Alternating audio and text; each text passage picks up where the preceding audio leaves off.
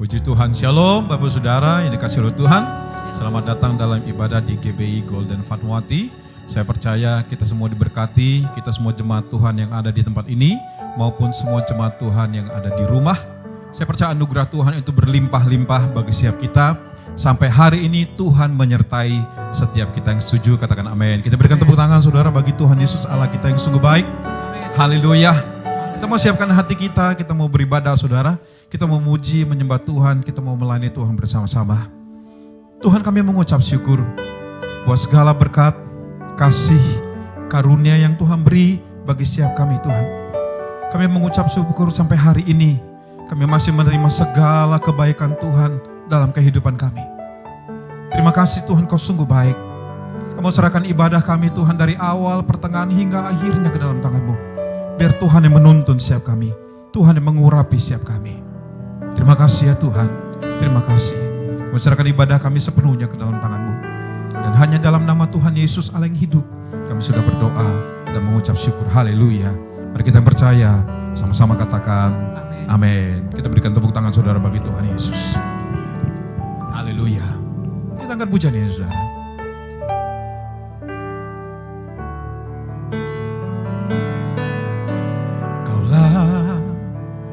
Bapakku yang baik, tak pernah rancangkan yang jahat bagiku. Kaulah Bapakku yang setia, tak pernah biarkan ku jalan sendiri. Katakan kaulah Bapakku. Bapakku yang baik, tak pernah rancangkan yang jahat bagiku. Kaulah Bapakku yang setia, tak pernah biarkan ku jalan sendiri. Katakan kasih-Mu ya Tuhan. Kasih-Mu bagai embun yang turun setiap pagi, selalu baru bagiku. Janji-Mu penopang hidupku, ku percaya padamu, Kau Bapa yang baik. Mari katakan sekali lagi, Kaulah Bapakku yang baik.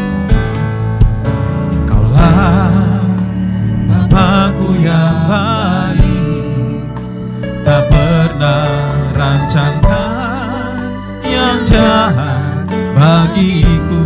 Kaulah Bapakku, Kaulah Bapakku yang setia, tak pernah biarkan ku jalan sendiri.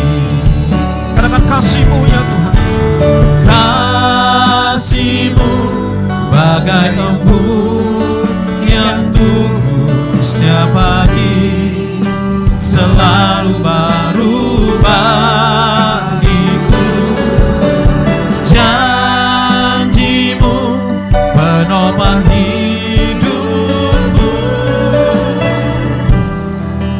percaya padamu. Kasih-Mu, kasih-Mu bagai embun yang turun setiap pagi, selalu baru bagiku. Janji-Mu menopang hidupku, ku percaya padamu, Kau Bapa yang baik. Kau Bapa yang baik, Kau Bapa yang baik. Katakan sekali lagi, Kau Bapa yang baik. Kau Bapa yang baik.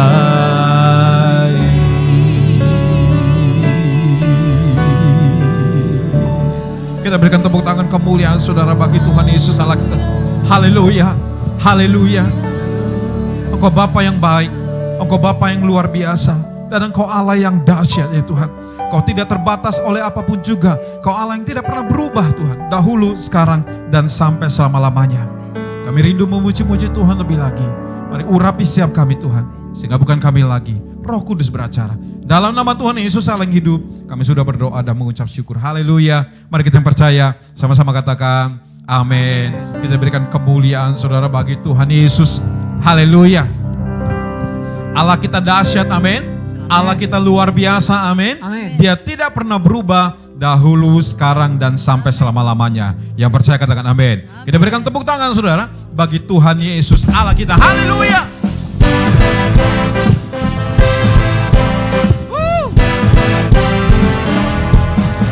Praise the Lord. Mari angkat pujian bersama-sama.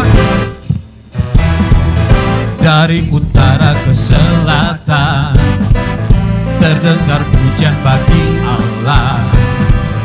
Dari barat sampai ke timur, nama Yesus disanjung tinggi. Dari pulau-pulau, lembah-lembah, gunung-gunung yang tinggi. Kemuliaannya disaksikan, kebesarannya diceritakan. Yesus, Yesus, nama Yesus. Nama Yesus disanjung tinggi. Dari pulau-pulau, lembah-lembah. Katakan Allahku dahsyat. Allahku dahsyat berkuasa. Seluruh bumi sujud menyembah. Tinggikan namamu. Allahku dahsyat berkuasa. Seluruh bumi sujud menyembah. Tinggikan namamu. Yang percaya katakan amin. Dari utara ke selatan, terdengar pujian bagi Allah. Dari barat sampai ke timur, nama Yesus. Dari pulau-pulau, dari pulau-pulau, lembah-lembah, gunung-gunung yang tinggi. Katakan kemuliaannya disaksikan, kebesarannya diceritakan. Yesus, Yesus, nama Yesus. Nama Yesus disanjung tinggi. Dari pulau-pulau, lembah-lembah, gunung-gunung yang tinggi. Allahku dahsyat. Allahku dahsyat berkuasa. Seluruh bumi sujud menyembah. Tinggikan namamu. Allahku dahsyat berkuasa. Seluruh bumi sujud menyembah. Tinggikan nama Allahku dahsyat.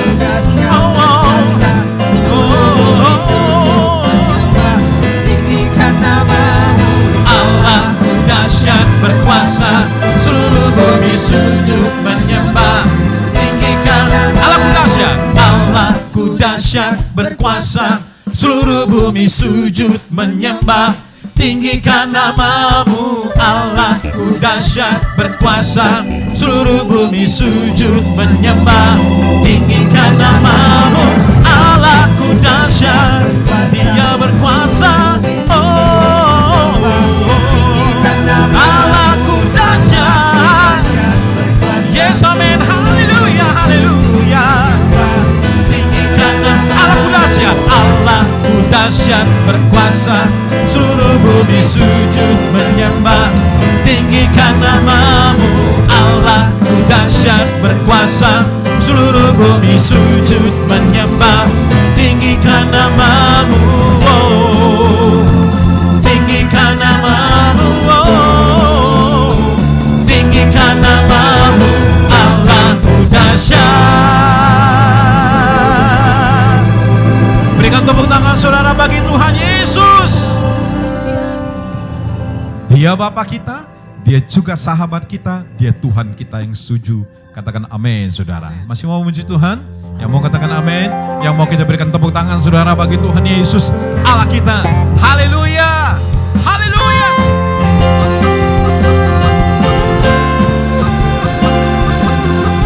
kami pilih adalah hidup yang terbaik dalam Yesus Kristus Tuhan. Katakan haleluya.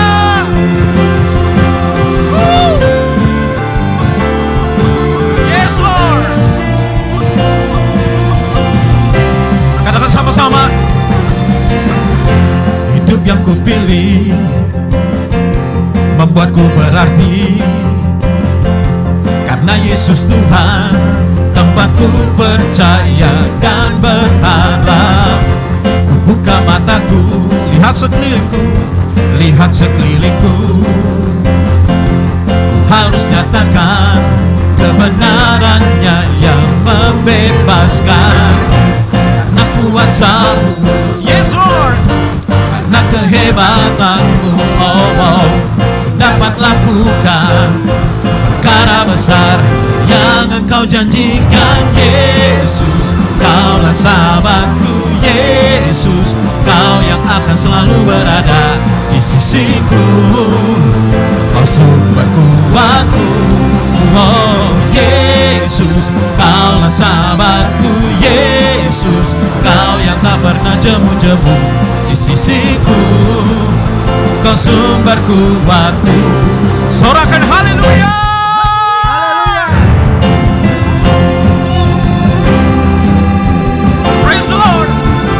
Sama-sama saudara. Yeah.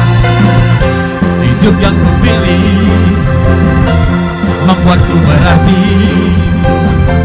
karena Yesus Tuhan tempatku percaya dan berharap. Ku buka mataku, lihat sekelilingku, harus nyatakan kebenarannya yang membebaskan. Karena kuasamu, karena kehebatanmu, dapat lakukan perkara besar yang engkau janjikan. Yesus, kaulah sahabatku. Yesus, kau yang akan selalu berada di sisiku. Kau sumber kuatku. Oh Yesus, kaulah sahabatku. Yesus, kau yang tak pernah jemu-jemu di sisiku. Kau sumber kuatku. Kita berikan tepuk tangan saudara bagi Tuhan Yesus. Praise the Lord. Kau sahabatku, Bapakku, haleluya. Oh yes. Katakan yes. Katakan haleluya. Katakan amin. Yesus, kaulah sahabatku. Yesus, kau yang akan selalu berada di sisiku. Kau sumber kuatku. Oh Yesus, kaulah sahabatku. Yesus, kau yang tak pernah jemu-jemu di sisiku. Kau sumber kuatku. Oh Yesus, kaulah sahabatku. Yesus, kau yang akan selalu berada di sisiku. Kau sumber kuatku. Oh Yesus, kaulah sahabatku. Yesus, kau yang tak pernah jemu-jemu di sisiku. Kau sumber kuatku. Kau sahabatku.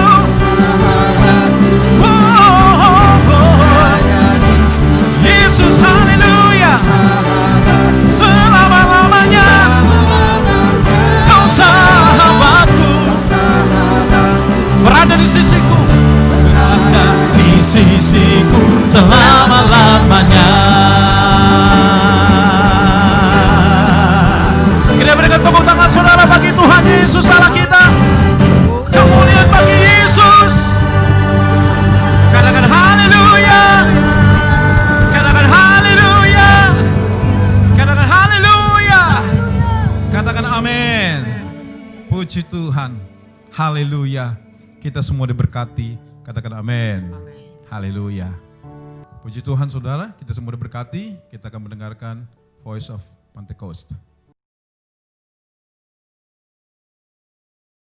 Shalom saudara, selamat hari Minggu.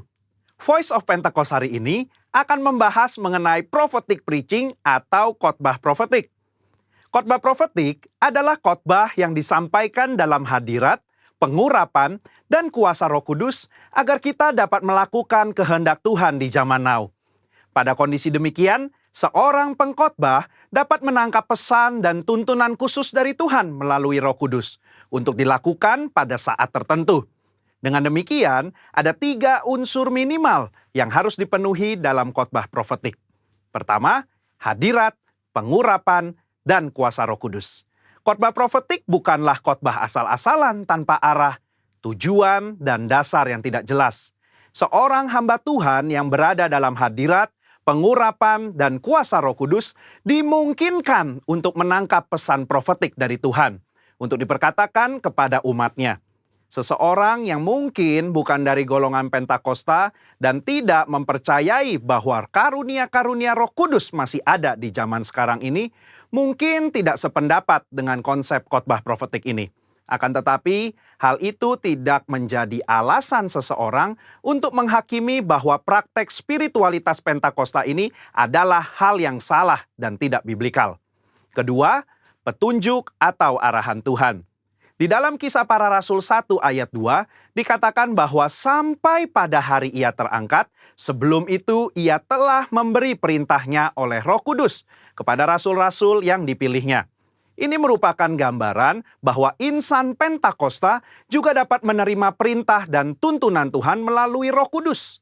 Dalam ayat ini tidak dikatakan bahwa Tuhan Yesus memberi perintah kepada murid-murid melalui firman Tuhan yang tertulis, melainkan melalui Roh Kudus. Hal inilah yang mendasari bahwa pengkhotbah Pentakosta cenderung membawa dimensi yang baru ke dalam persiapan khotbah, yaitu dengan menafsirkan ayat demi ayat di dalam konteks Alkitab dan tuntunan Roh Kudus untuk pendengar di zaman now. Yang ketiga, kehendak Tuhan pada zaman now. Ciri khas dari khotbah profetik adalah bagaimana memaknai firman Tuhan yang tertulis menjadi tuntunan roh kepada jemaatnya di setiap zaman. Kita percaya firman Tuhan berlaku dan aplikatif dalam setiap kondisi dan situasi. Nah, hal ini membutuhkan kepekaan dalam mendengarkan suara Roh Kudus atas apa yang Tuhan sedang katakan. Sebagai contoh, di dalam 2 Samuel 5 ayat 17-25, Daud sedang berperang dengan orang Filistin. Sebelum Daud maju berperang, dia bertanya kepada Tuhan untuk strateginya. Dan Tuhan menjawab, majulah. Maka Daud maju dan memukul kalah di tahap pertama. Lalu beberapa ayat setelahnya, orang Filistin mau melawan lagi. Dan apa kata Tuhan? Sekarang kata Tuhan, bukan majulah, melainkan janganlah maju, tetapi buatlah gerakan lingkaran sampai ke belakang mereka. Inilah yang dikatakan orang Pentakosta ketika kita menekankan khotbah profetik yang mengikuti tuntunan roh. Kalau Daud tidak bertanya dan mendengarkan Tuhan pada serangan yang kedua, bisa jadi dia kalah karena berasumsi strategi Tuhan sama dengan yang pertama. Umat Tuhan di zaman now juga harus peka dan dengar-dengaran dengan suara roh, apa yang menjadi tuntunannya hari demi hari dan minggu demi minggu. Sehubungan dengan pembahasan ketiga unsur khotbah profetik di atas, maka pesan Tuhan dalam khotbah profetik terkait menengking badai dan masuk dalam persembunyian bukanlah sebuah inkonsistensi maupun khotbah plin-plan yang membuat jemaat bingung, melainkan pesan Tuhan yang progresif terkait dengan apa yang menjadi kehendak Tuhan yang harus disampaikan kepada jemaat untuk dilakukan. Alkitab juga memberikan contoh yang sangat kuat tentang khotbah profetik, di mana para rasul mencari solusi atas sebuah masalah dengan tuntunan Roh Kudus, firman Tuhan, dan komunitas orang percaya saat itu. Di dalam Kisah Para Rasul 15, di sana sedang terjadi masalah di gereja mula-mula, di mana orang non-Yahudi diminta untuk disunat dan mengikuti hukum Musa. Apa yang para pemimpin lakukan di dalam memutuskan hal tersebut? Kisah Para Rasul 15 ayat 15-17, Yakobus mengutip firman Tuhan dari Amos dan dia menafsirkan ayat tersebut menurut konteks pada zaman itu dengan menyederhanakan ratusan hukum Taurat menjadi beberapa hal saja, yaitu tidak boleh makan makanan yang dipersembahkan kepada berhala, jauh dari percabulan dan daging binatang yang mati dicekik, dan dari darah. Ketika mereka mengirim keputusan itu kepada gereja-gereja, itu adalah keputusan Roh Kudus dan keputusan kami. Ini adalah contoh nyata dari khotbah profetik yang menjawab masalah. Yakobus mengutip firman Tuhan dari kitab Amos dan bersama komunitas yang dipenuhi Roh Kudus menafsirkan dan memberikan pesan profetik untuk gereja mula-mula di zaman itu. Hal inilah yang mendasari bagaimana seorang pengkhotbah yang dipenuhi Roh Kudus harus bisa memberikan tuntunan kepada jemaat sesuai dengan kebenaran firman Tuhan pada zaman now. Kesimpulannya, khotbah profetik merupakan khotbah yang dihasilkan dari pengkhotbah yang berada dalam hadirat, pengurapan, dan kuasa Roh Kudus, di mana kondisi tersebut memungkinkan seorang pengkhotbah untuk mendapatkan tuntunan, arahan, dan pesan khusus dari Tuhan melalui Roh Kudus. Sebagai insan Pentakosta, kita juga menerima dan merindukan khotbah-khotbah yang profetik di seluruh komunitas kudus dimanapun kita berada. Pesan profetik ini memungkinkan seseorang untuk menangkap dan melakukan apa yang menjadi kehendak dan tuntunan Tuhan pada zaman di mana ia hidup. Sehingga dengan penuh keyakinan kita menjalani kehidupan yang berkemenangan bersama Tuhan. Amin. Saudara, untuk penjelasan lebih lengkapnya dari tim teologi kami, jangan lupa buka link yang ada di atas atau scan barcode yang tersedia. Tuhan Yesus memberkati.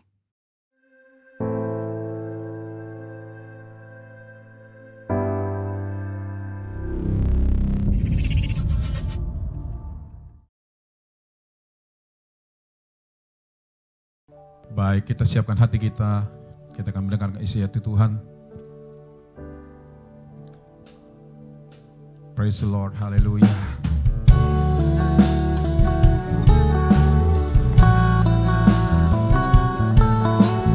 Kami nikmati hadirat-Mu Tuhan Yesus hari ini.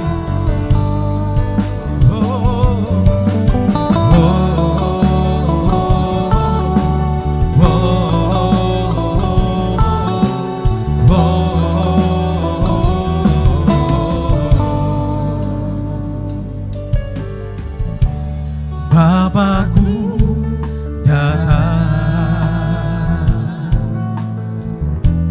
menyembah-Mu di sini. Ku percaya ada bagiku.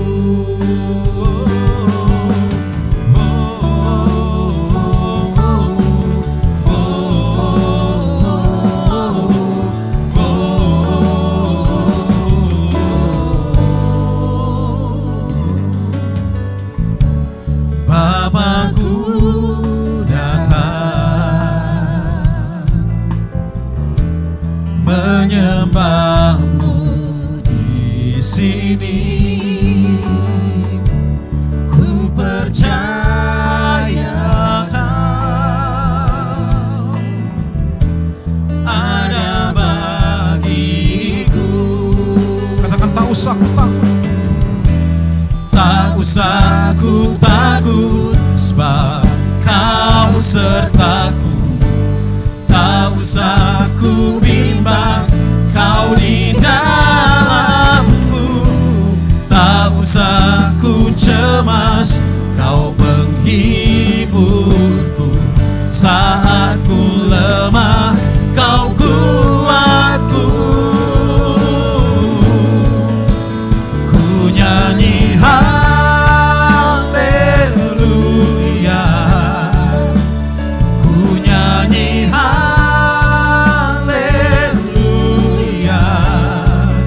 Sungguh Kau hebat, ajaib perkasa perbuatanmu. Ku nyanyi haleluya, ku nyanyi haleluya,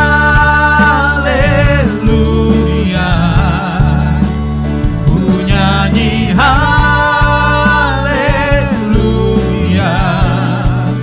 Sungguh Kau hebat, ajaib perkasa perbuatan.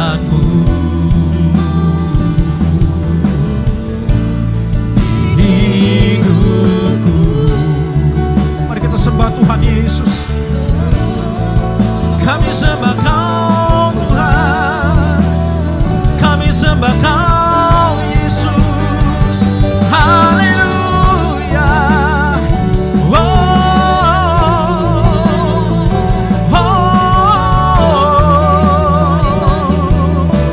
Kau Bapa yang baik, Kau sangat baik.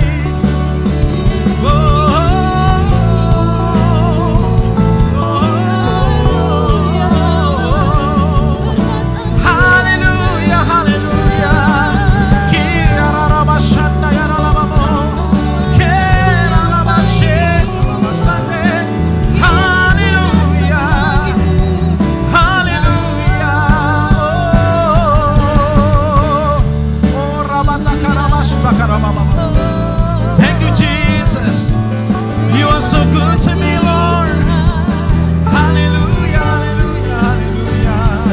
Whoa. Kirabata karaba baba karaba baba. Kirabata karaba baba baba. Mari kita angkat tangan kita, katakan tak usah ku takut. Yeah. Yes, Lord. Tak usah ku takut, sebab Kau sertaku. Tak usah ku bimbang, Kau di dalamku. Tak usah ku cemas, Kau menghiburku. Saat ku lemah, Kau kuatku. Tak usah ku takut, tak usah ku takut, sebab Kau sertaku. Tak usah ku bimbang, Kau di dalamku. Tak usah ku cemas, Kau menghibur. Saat ku lemah, Kau kuatku. Ku nyanyi haleluya,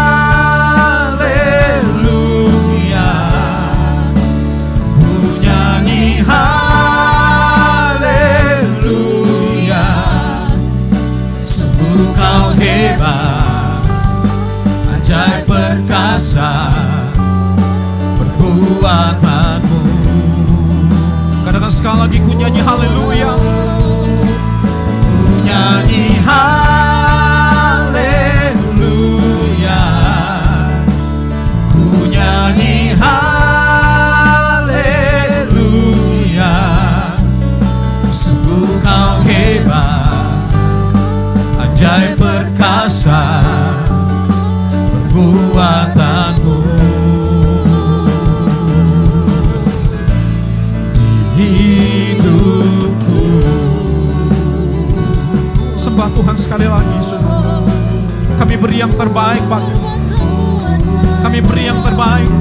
Korban pujian penyembahan kami yang terbaik bagimu, oh Yesus. Bagimu ya Tuhan. Bapa yang baik, Bapa yang sangat baik. Haleluya, haleluya.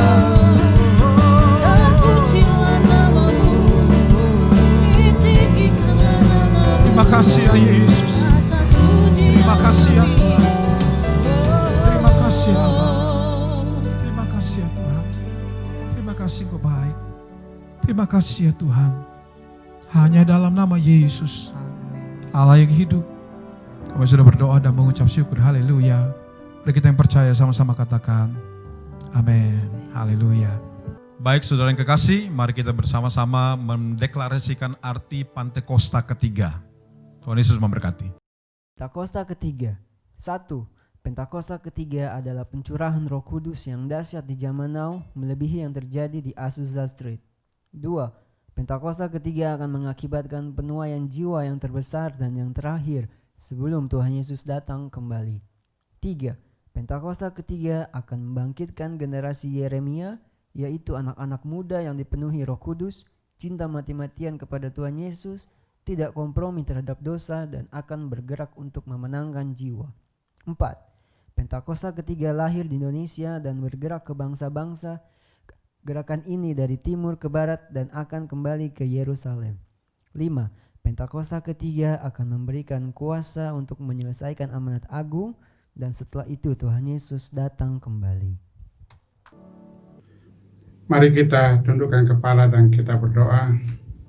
Kami berterima kasih kepadamu ya Tuhan pada pagi hari ini. Setelah kami memuji dan menyembah Engkau dengan pujian, dan kami percaya pujian yang kami naikkan ke hadapan hadirat Tuhan adalah pujian yang menyukakan hati Tuhan. Dan sekarang kami mau siapkan hati dan pikiran kami mendengarkan Engkau menyapa kami melalui firman-Mu.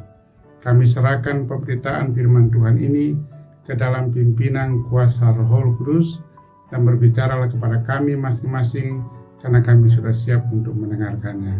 Demi Kristus Yesus kami berdoa dan mengucap syukur. Haleluya. Amin. Amin. Shalom. Bapak Ibu sekalian yang saya kasihi dalam Kristus, mari kita buka Alkitab kita dari 1 Petrus pasal 1 ayat 1 sampai ayat yang ke-12. Saya akan bacakan demikian firman Tuhan. Dari Petrus, Rasul Yesus Kristus, kepada orang-orang pendatang yang tersebar di Pontus, Galatia, Kapadokia, Asia Kecil, dan Bitinia, yaitu orang-orang yang dipilih sesuai dengan rencana Allah, Bapa kita, dan yang dikuduskan oleh Roh supaya taat kepada Yesus Kristus dan menerima percikan darahnya. Kiranya kasih karunia dan damai sejahtera makin melimpah atas kamu.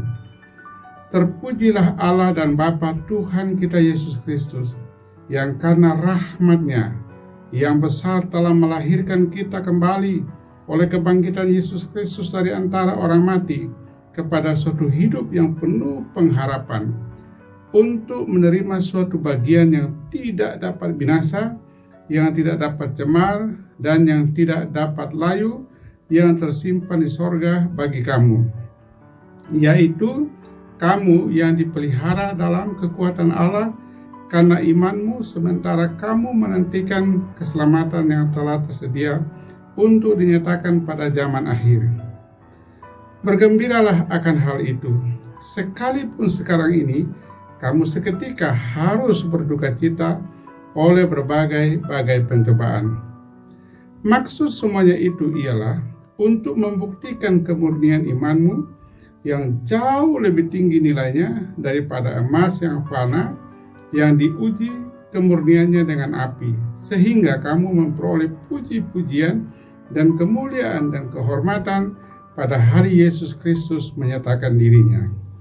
Sekalipun kamu belum pernah melihat Dia, namun kamu mengasihinya, kamu percaya kepada Dia, sekalipun kamu sekarang tidak melihatnya. Kamu bergembira karena sukacita yang mulia dan yang tidak terkatakan, karena kamu telah mencapai tujuan imanmu, yaitu keselamatan jiwamu. Keselamatan itulah yang diselidiki dan diteliti oleh nabi-nabi yang telah bernubuat tentang kasih karunia yang diuntukkan bagimu.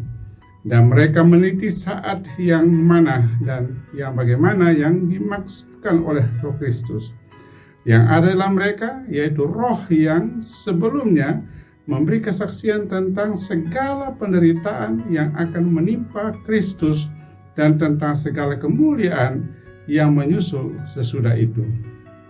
Kepada mereka telah dinyatakan bahwa mereka bukan melayani diri mereka sendiri, tetapi melayani kamu dengan segala sesuatu yang telah diberitakan sekarang kepada kamu dengan perantaraan mereka yang oleh Roh Kudus yang diutus dari sorga menyampaikan berita Injil kepada kamu, yaitu hal-hal yang ingin diketahui oleh malaikat-malaikat.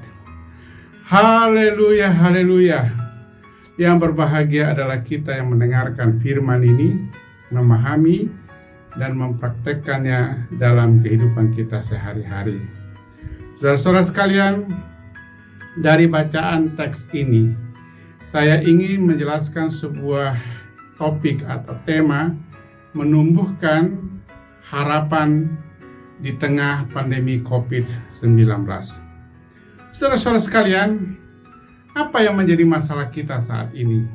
Saya rasa kita semua paham, kita semua mengerti bahwa kita sedang berada pada situasi yang disebut dengan pandemi COVID-19. Dan itu berbicara soal persoalan kesehatan. Itu bicara soal masalah kesehatan yang menjadi concern dari semua pemimpin-pemimpin di dunia, termasuk pemimpin bangsa kita, dan termasuk menjadi concern seluruh keluarga, bahkan pribadi-pribadi saya dan saudara sekalian.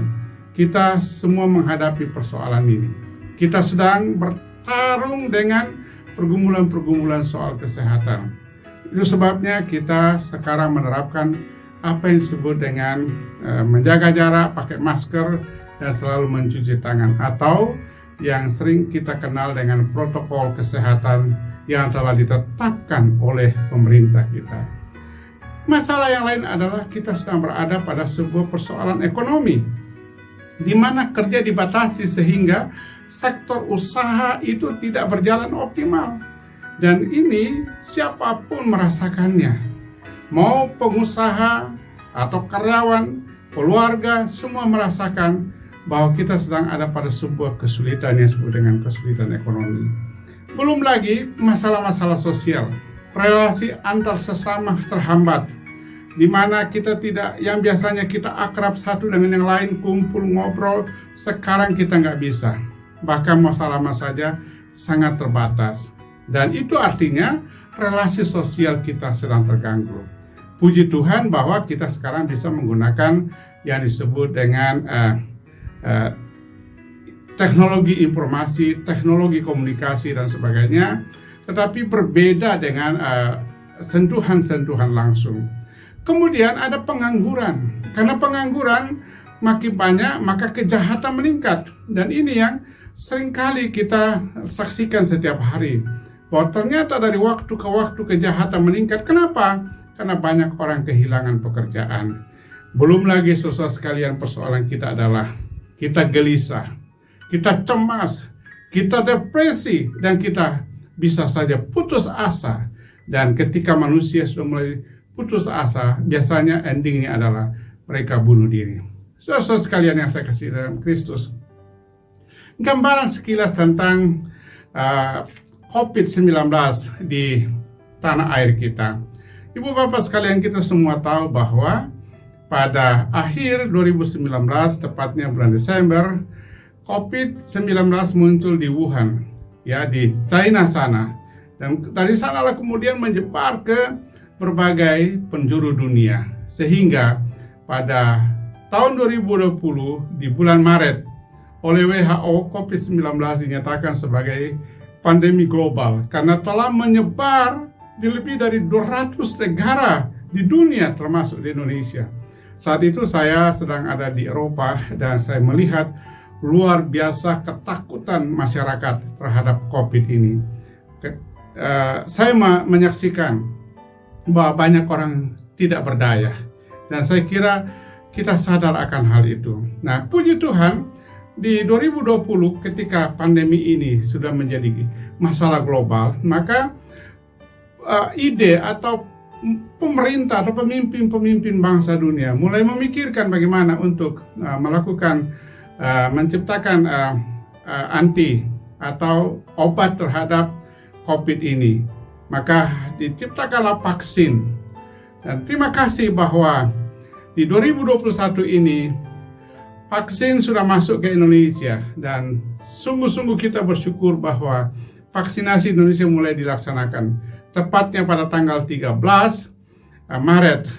Januari 2021, di mana Presiden kita adalah orang yang pertama menjalani vaksinasi, bahwa kita harus segera memutus mata rantai COVID-19 ini, supaya korbannya bisa dihentikan, tidak menyebar secara lebih luas lagi. Walaupun faktanya sampai hari ini memang ini masih menakutkan, tetapi saya percaya, saudara sekalian, sebagai orang percaya kita masih tetap punya harapan. Dan karena itu tahun 2021 ini menuju 2022, saya mau memberi nama itu adalah tahun pemulihan, tahun pengharapan yang dinantikan oleh seluruh warga masyarakat Indonesia dan dunia, saudara sekalian. Khususnya saya dan saudara sekalian, kita semua menantikan bagaimana Tuhan akan memulihkan kita. Nah, karena itu kita mesti betul-betul harus bertumbuh dalam sebuah pengharapan di tengah masa COVID seperti sekarang ini. Nah, Kristus itu adalah basis hidup di tengah kehidupan yang kita hadapi saat ini, dan Kristus sebagai basis hidup yang penuh pengharapan itu terbukti di masa sulit, terbukti di masa pandemi COVID-19. Seperti dalam ayat yang ketiga, kalau kita baca, saya baca ulang. Terpujilah Allah dan Bapa kita Yesus Kristus, yang karena rahmat-Nya, yang karena kebaikan yang besar telah melahirkan kita kembali oleh kebangkitan Yesus Kristus dari antara orang mati kepada suatu hidup yang penuh pengharapan. Jadi Kristus itu adalah pengharapan kita.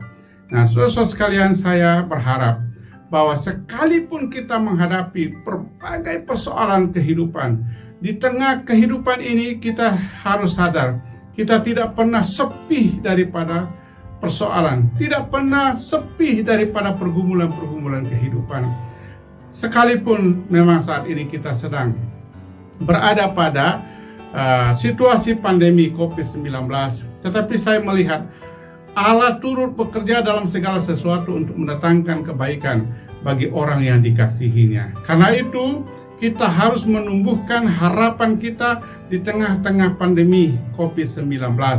Dan ciri orang yang bertumbuh dalam pengharapan itu, saudara sekalian, pertama adalah dia punya iman kuat kepada Yesus Kristus. Dalam Alkitab yang kita baca tadi ini, iman itu adalah hal yang sangat prinsip. Iman itu adalah hal yang sangat fundamental. Karena itu iman kita tidak boleh redup. Iman kita mesti kuat. Hanya imanlah yang membuat kita bisa kokoh. Hanya imanlah yang bisa membuat kita bertahan dalam menghadapi gempuran-gempuran persoalan hidup ini. Saudara sekalian, saya meyakini bahwa COVID-19 ini tidak bisa merampas iman kita kepada Yesus Kristus. Kita akan tetap kuat ketika kita beriman.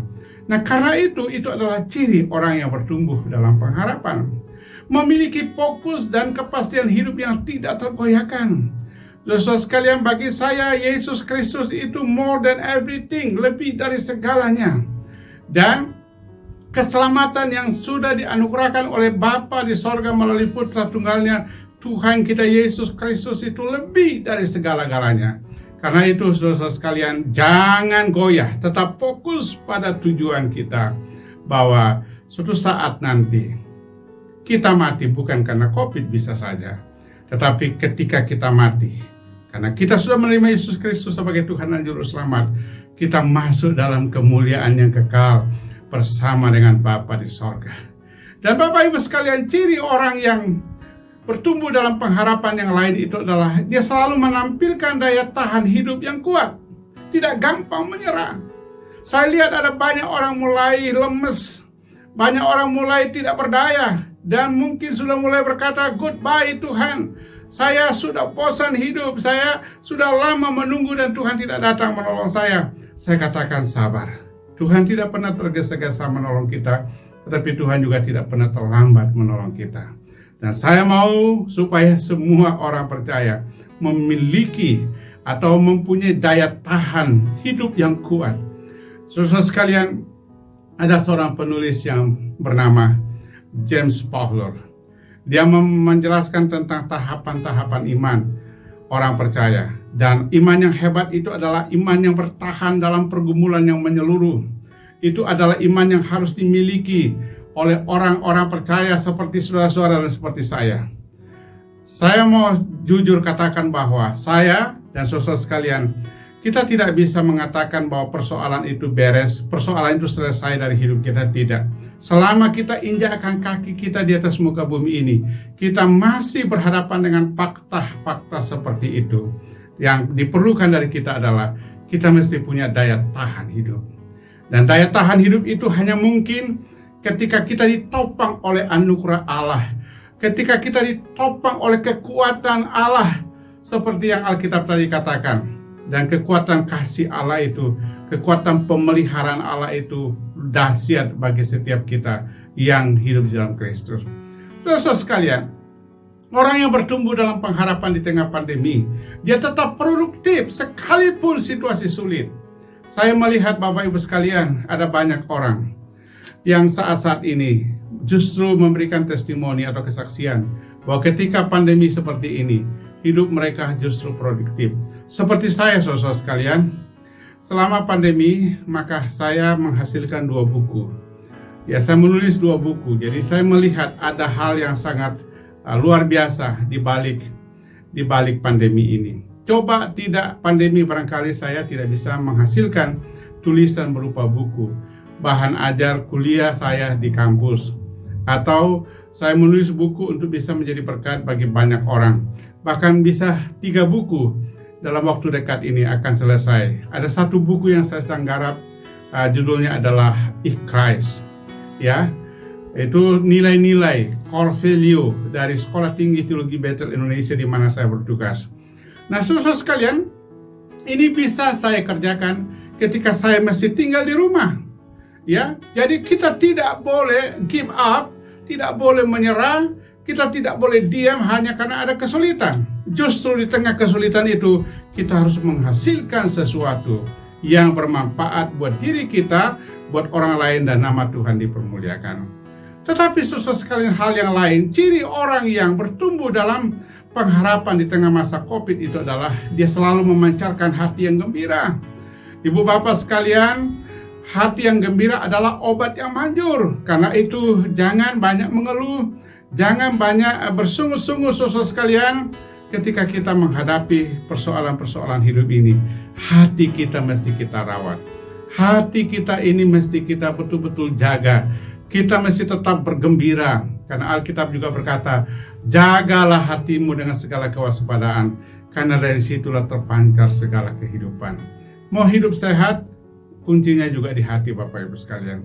Nah, pertanyaan berikutnya adalah bagaimana menumbuhkan harapan di tengah pandemi COVID-19.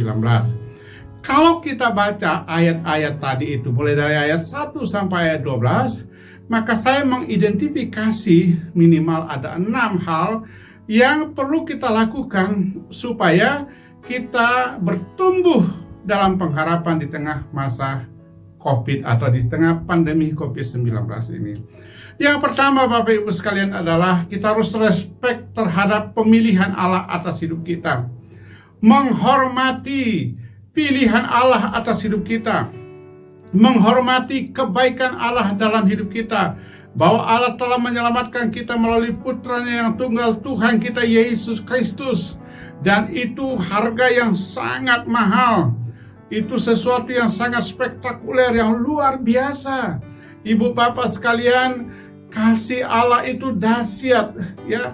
Dia telah memilih kita dan dia telah menjadikan kita baru, sehingga hidup kita yang lama sudah berlalu dan hidup yang baru dalam Kristus sudah kita miliki. Sebab Alkitab berkata, siapa yang ada dalam Kristus ia adalah ciptaan baru, yang lama sudah berlalu dan sesungguhnya yang baru sudah datang. Dan ini yang kedua, saya ingin katakan dalam ayat 3-5, kalau kita baca teliti, maka kita mesti respect terhadap perubahan status hidup kita.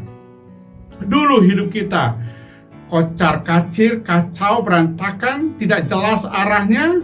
Sekarang Alkitab berkata bahwa sejak kita menerima Yesus Kristus, maka kita dipindahkan dari mati kepada hidup. Ya, hidup kita sudah diperbaharui. Bukan lagi hidup yang lama, tetapi hidup yang baru di dalam Kristus. Dan kita memiliki status itu sekarang ini. Nah, saudara sekalian, kita harus berbeda dengan orang-orang yang di luar Tuhan. Kita harus berbeda dengan orang-orang yang tidak mengenal Yesus Kristus sebagai Tuhan dan Juru Selamatnya. Perbedaannya itu di mana? Perbedaannya itu dalam karakternya. Kalau saudara baca Galatia 5, maka ada 9 buah roh. Itu yang harus kita tampilkan secara konsisten dalam hidup kita. Bahwa kita betul-betul sudah memiliki status yang baru sebagai anak-anak Allah yang diciptakan baru melalui putranya yang tunggal, Tuhan kita Yesus Kristus. Jadi Bapak Ibu sekalian, mari kita respect, menghargai itu, dan kita hidup sesuai dengan standar itu. Lalu kemudian, bagaimana kita menumbuhkan harapan di tengah pandemi COVID-19? Mari kita memelihara atau menikmati pemeliharaan Allah dalam hidup ini. Saya sampai hari ini dan saya percaya kita semua dipelihara oleh Allah dengan sempurna. Sekalipun memang persoalan-persoalan hidup yang kita hadapi, persoalan ekonomi, persoalan pekerjaan, persoalan apa saja itu, betul itu sebuah fakta. Tetapi percayalah saudara sekalian, bahwa Tuhan setia menolong kita. Pemeliharaannya tidak pernah berhenti dalam diri atau dalam hidup setiap orang yang percaya. Perhatikan Bapak Ibu sekalian, Allah sangat bertanggung jawab terhadap kehidupan umatnya.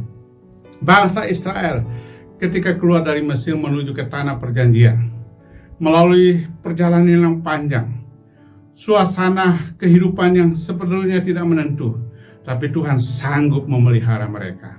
Dan saya tahu saudara sekalian, kita semua yang ada di sini, bahkan juga yang ada di rumah, kita yakin pemeliharaan Tuhan itu utuh dalam hidup kita. Itu sebabnya dalam doa Bapa kami itu jelas bahwa berikanlah kami pada hari ini makanan kami yang secukupnya. Ya, dan itu artinya setiap hari Tuhan pasti memberikan kecukupan kepada kita. Bukan hanya hari ini, tetapi dan seterusnya. Setiap hari kita memang harus bermohon kepada Tuhan agar Tuhan selalu menolong dan melimpahkan berkat-berkatnya kepada kita. Tetapi saudara sekalian, yang berikut yang saya ingin jelaskan dalam ayat 6-7 kalau saudara baca. Menjalani seluruh proses hidup menuju hidup yang lebih bernilai. Dikatakan bahwa duka cita atau persoalan-persoalan itu yang kita lewati itu biasa. Itu bermanfaat, itu adalah sebuah proses di mana akan menggiring kita, menuntun kita, membawa kita kepada satu titik tertentu di mana hidup kita akan bernilai. Kenapa? Saudara sekalian, ada pepatah mengatakan, no gain without pain. Tidak ada sebuah keuntungan, tidak ada sebuah kebahagiaan, tidak ada sebuah kesuksesan tanpa melalui sebuah proses. Dan proses itu kadang-kadang memang rasa sakit. Iya, ada persoalan-persoalan, iya. Kita melewati hidup ini dengan berbagai tantangan dan pergumulan. Tetapi di end dari itu semua saudara sekalian, kita akan menampilkan hidup yang bernilai. Maka Bapak Ibu sekalian, saya menganggap bahwa apa yang terjadi saat ini itu adalah sebuah sekolah panjang yang harus kita lewati, sebuah proses hidup yang harus kita lewati, yang membawa kita kepada sebuah kondisi di mana hidup kita nanti bernilai di hadapan Tuhan. Dan nilainya itu adalah nilai yang bersumber dari Kristus sebagai pusat nilai kita. Dan saya tahu orang yang sungguh-sungguh setia dalam Tuhan, hidupnya akan berdampak. Hidupnya akan memberi pengaruh yang hebat, berbeda dengan orang-orang yang di luar Tuhan. Nah Bapak Ibu sekalian, kalau kita lihat lagi ayat 9-10 dari bacaan tadi, saya simpulkan bahwa bagaimana kita menumbuh kembangkan harapan di tengah pandemi COVID-19, kita fokus pada tujuan akhir hidup, yakni keselamatan jiwa. Bapak Ibu sekalian, hidup di dunia ini sementara. Alkitab berkata kalau kita hidup itu ya 70, kalau kuat 80. Sangat sementara, ya. Saya punya teman-teman beberapa hari belakangan ini. Banyak yang sudah mendahului kita kembali duluan kepada rumah Bapa di sorga. Ada yang usianya baru 49, ada yang usianya 50, ada yang usianya 51 tahun. Sangat mudah Bapak Ibu sekalian, ya. Tetapi itulah hidup yang kita tidak bisa prediksi. Ada waktu kita datang dan ada waktu kita pergi. Tetapi yang saya tahu bahwa tujuan akhir hidup kita adalah kita masuk dalam sebuah tempat di mana di sana tidak ada tangis, di sana tidak ada kertak gigi, di sana tidak ada persoalan-persoalan COVID lagi, yaitu di sorga di sana saudara sekalian. Ya, dan itu orang yang ke sana itu adalah orang yang betul-betul sudah memastikan dirinya mengalami pengalaman keselamatan jiwa dari Tuhan. Nah, karena itu Bapak Ibu sekalian, saya berdoa supaya kita semua yang hari ini hadir dalam ibadah ini, ibadah yang diberkati Tuhan ini, agar kita betul-betul fokus ya pada tujuan akhir hidup kita.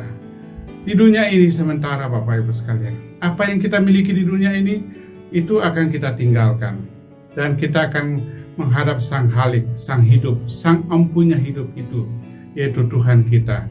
Karena itu Bapak Ibu sekalian, tetaplah bertumbuh dalam harapan, sekalipun kita ada dalam situasi COVID seperti sekarang ini.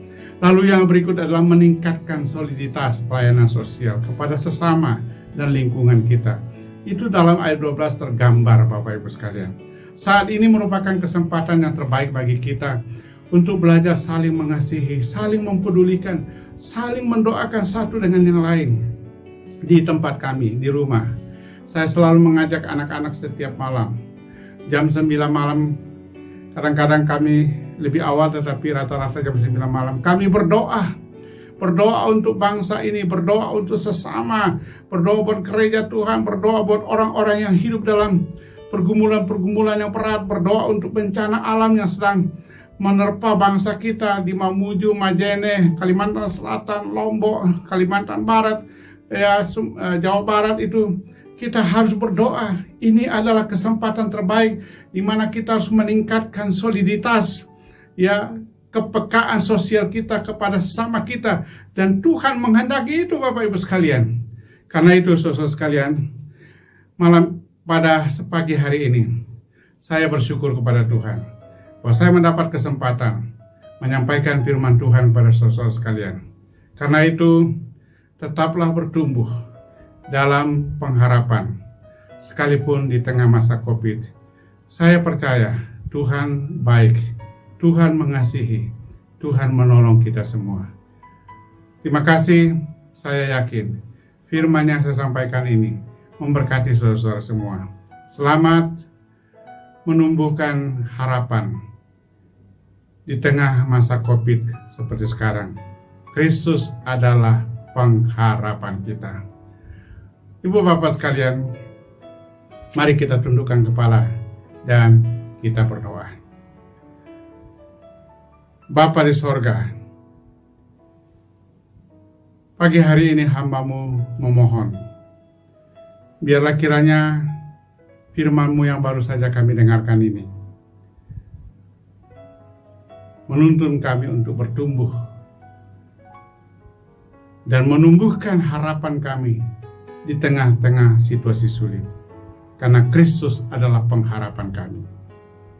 Kalau ada di antara kami yang sedang putus asa, berikan pengharapan. Kalau ada di antara kami yang sedang gelisah, takut, khawatir, berikan mereka ketenangan, kepastian. Kalau ada di antara kami yang sakit, Engkau sembuhkan. Tuhan, kami tahu Engkau tidak pernah terlambat menolong kami. Dan mungkin juga tidak terlalu tergesa-gesa menolong kami. Karena itu, hamba-Mu percaya, setiap orang yang percaya kepada Engkau dan datang kepada Engkau, Engkau mengulurkan tangan-Mu. Engkau menyapa mereka. Engkau menjamah. Sembuhkan yang sakit. Kuatkan yang lemah. Berikan pertolongan kepada yang membutuhkannya. Buka jalan bagi yang sedang menghadapi jalan buntu. Terima kasih Tuhan. Berkati gereja ini. Gereja ini bertumbuh dan berkembang, melaksanakan tugas, memberitakan Injil agar banyak orang dimenangkan bagi Kristus. Terima kasih Tuhan. Para pelayan Tuhan, gembala sidang dan seluruh staf, pakai secara dahsyat. Beri otoritas, perbesar kapasitasnya untuk mengembangkan pelayanan ini di gereja ini menjadi lebih baik dan lebih besar, lebih maju, menjangkau banyak jiwa bagi Kristus. Dalam nama Yesus Kristus, kami berdoa dan mengucap syukur. Haleluya. Haleluya. Amin. Kiranya Engkau memberkati aku berlimpah-limpah dan memperluas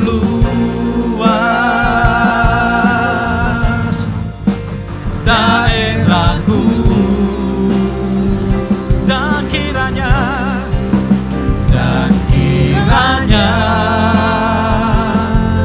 tanganmu dan melindungi aku daripada malapetaka, sehingga kesakitan tidak menimpa aku. Mari angkat tangan kita sama-sama. Kiranya Engkau memberkati aku berlimpah-limpah dan memperluas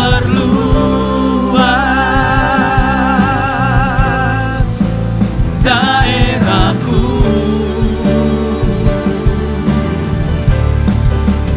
dan kiranya tanganmu menyertai aku dan melindungi aku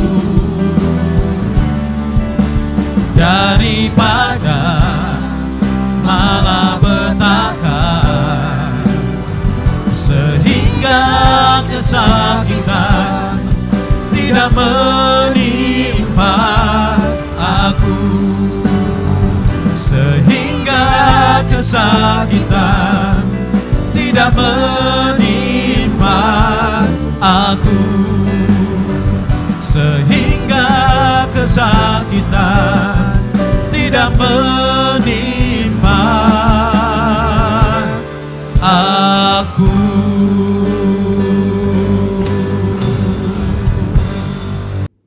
Saudara-saudara sekalian, biarlah kiranya damai sejahtera dari Allah Bapa, cinta kasih sayang dari Tuhan kita Yesus Kristus, serta persekutuan dengan kuat kuasa Roh Kudus menyertai dan memelihara saudara-saudara sekalian, mulai saat ini sampai Tuhan datang pada kali yang kedua. Yang sudah diberkati Tuhan bersama